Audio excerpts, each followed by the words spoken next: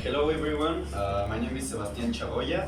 This is GAC 008 Assessment Event 4, and today I will be presenting overpopulation in Africa, specifically in sub-Saharan Africa. Please. So let's start with the issue. So nowadays, sub-Saharan Africa, it's all of this green part. There's around 1 billion people, but there are projections that by 2100, there will be from 2.6 from 5 billion people. You'll notice there's a lot of disagreement, but I'll get into that in a bit. So this would be a huge challenge for any population, but there's the part that this place in the world is one of the poorest places on earth. Next, please. So very quickly, I want to give a disclaimer. There are a lot of very different opinions on the subject. There's some people that say that overpopulation in Africa is a myth, that it's not real. The projections vary a lot.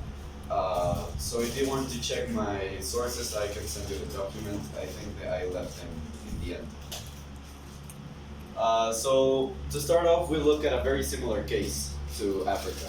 So Asia, around 50 to 60 years ago, was in a very similar situation to Africa. So for example, we look at Bangladesh. Women used to have 7 children. 25% of those children would die before the age of 5. And only 1 out of those 5 children would turn literate. And the life expectancy was of 45, and it had some of the lowest income per capita in the world. Now, what did they do about it? This is what I call the 3-pillar system. So it's based on 3 principles. This is the Bangladesh flag, by the way. So first off, education. They started putting a lot of budget into education, specifically into women. So a lot of the issues in these countries is that women are not viewed for neither education nor for work.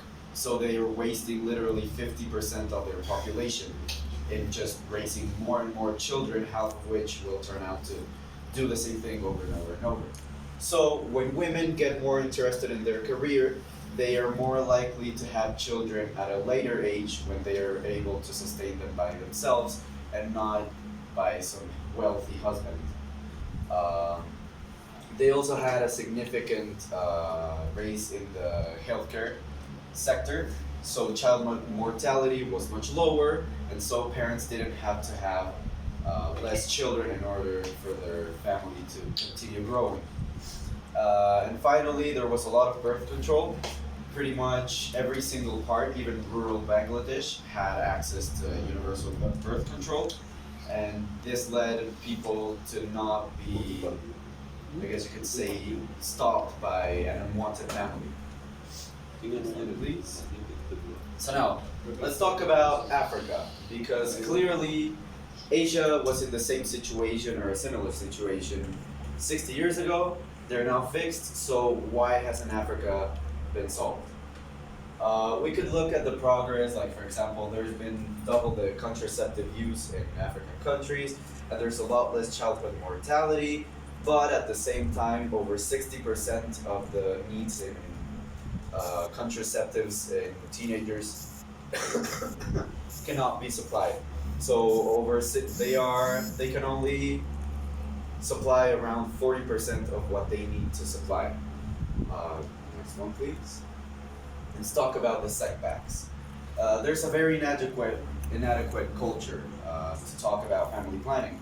In fact, some critics say that talking about this issue is cultural appropriation, invasion, and destruction of the already set culture. But as we all know, not talking about an issue is not solving. There's also been very large amounts of bad governments and civil wars. These are in the same point because they pretty much both come from the same thing. And this is all because of post-colonial instability. Most of these countries did not gain their own independence until a few decades ago. And so they're in this very unstable state of, not really having an economy. There's a lot of different religions, so there's not really a whole lot of unity. In fact, most of these civil wars have rose not from political interest, simply because of differences in religions. And lastly, there's been a lot of foreign aid, but it's been very poor, it's been rushed, it's been suboptimal. Like dropping a crate full of food is not going to do something for a kid. Like, sure, he has food to survive one more day, and then that next day you're going to have to drop another crate, and the kid can eat. Then you're going to have to drop another crate. These sort of aids are not helping solve the problem, they're just mitigating it. So finally, let's talk about some of the results, because there has been some effective use of this foreign aid. For example, you may remember back in the 80s there was a really strong documentary about Ethiopia. It was very sad to see so many people dying. People got infuriated immediately. That's why the Live Aid event happened. But instead of just simply buying lots of food and dropping it to Africa, they decided to invest in the economy of Ethiopia. And so, child mortality has gone from 20% to 70% since 1990. That's just 30 years, and it's gone down by about 3 times. The annual budget of the government, 30% of it is allocated into education, which means that there are now 25 times more schools than 20 years ago. 25 times more. So finally, I'd like to talk about the conclusion. I think that this is a very solvable problem. This is something that we faced. This is something that has been solved in countries like Asia. India is another really good example of an emerging economy. In fact, Bangladesh in just 1 or 2 decades will become one of the first countries in a long while to go from a developed country from a developing country to a developed country. And there is a very similar projection for India, where women are also being integrated into the economical system. And so all we have to do is know how to invest our resources properly in Africa and talk about these issues. Thank you. Do you have any questions? Yes. Yeah. Okay. So you just talked about Live Aid concert, right? In Wembley and Philadelphia, 13th of July, 1985. Okay. So this event was regarded, as you said, to fix the problem in Ethiopia.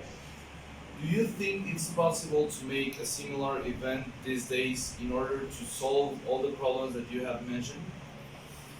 See, the thing with these events is that they drive the attention of the public.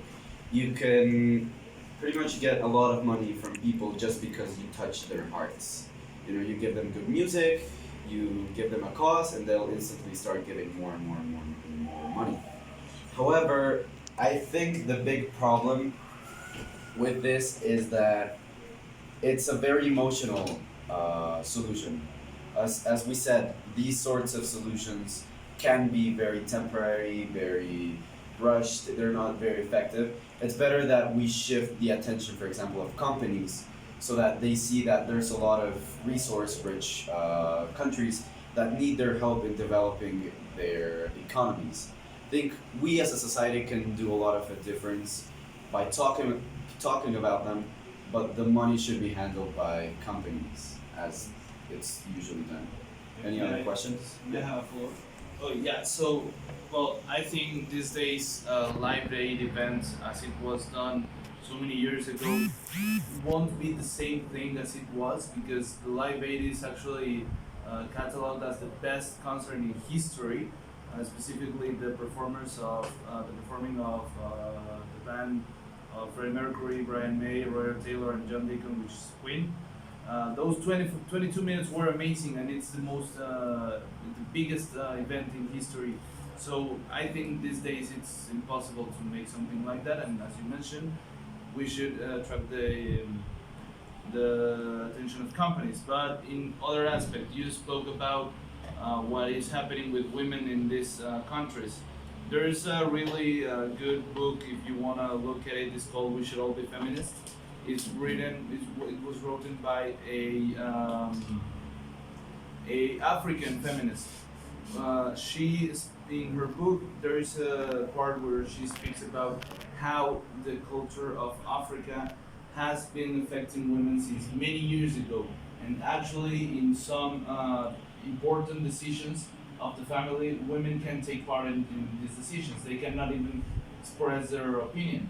So since many years ago, actually Nigeria is one of the countries with more gender equality in the world, even though it's hard to believe.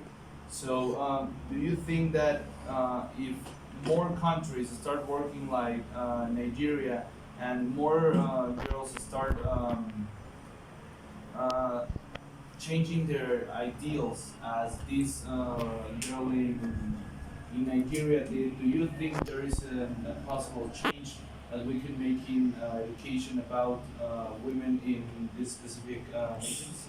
I think the change is not only possible, it's very likely. Once again, there's lots of projections, but some of them do include that within the next 3 or 4 decades, we will see a very significant change in the economy in Africa because this post colonial instability will have dimmed down.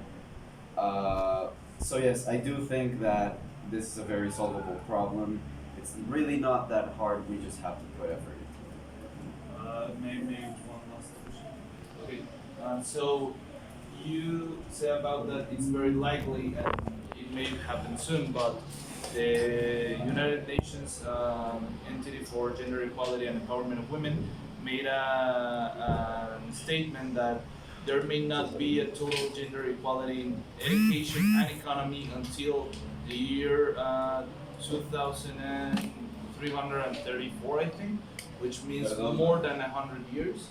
Uh, more than 100 years. What do you think? What kind of action do you think should be taken in Africa specifically in order to achieve gender equality? Because this could be a problem with economics. Women that are it has been proved that when women are actually involved in in any country's economy, the economy goes has a better turn. So, what do you think about this chart? What do you think about these statistics? Well, I think, first off, I think that there is a very optimistic, in fact, too optimistic, I'd say, figure about when we will reach inequality. I personally think we will never reach it. We won't be alive. But there is a very, very big difference between total equality, meaning, women and men get paid the same, they get taught the same things.